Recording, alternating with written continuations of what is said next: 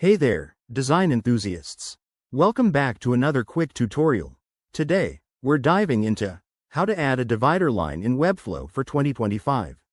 If you're building websites and want to add some visual flair with clean, professional divider lines, you're in the right place. This is super useful for separating sections on your page, making your site look more organized and polished.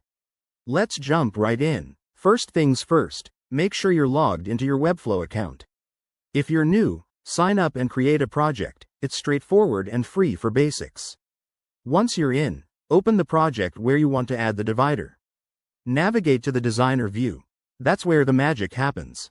Now, head over to the Elements panel on the left side of your screen. Look for the div block, or divider, element. Webflow has made this even easier in 2025 with updated tools. Drag and drop a div block onto your canvas. To turn it into a divider, select the element and go to the Style panel. Here, you can set its height to something thin, like 1px, to make it act as a line. Don't forget to adjust the background color. Pick something that matches your site's theme, like a subtle gray or a bold color for emphasis. Next, customize further by adding margins or padding to position it perfectly between sections. Webflow's responsive design features mean you can make sure it looks great on all devices.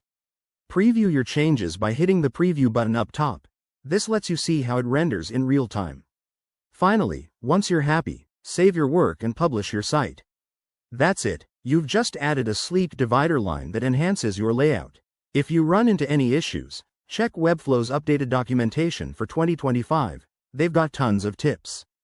Thanks for watching. If this helped, give it a thumbs up and subscribe for more Webflow hacks.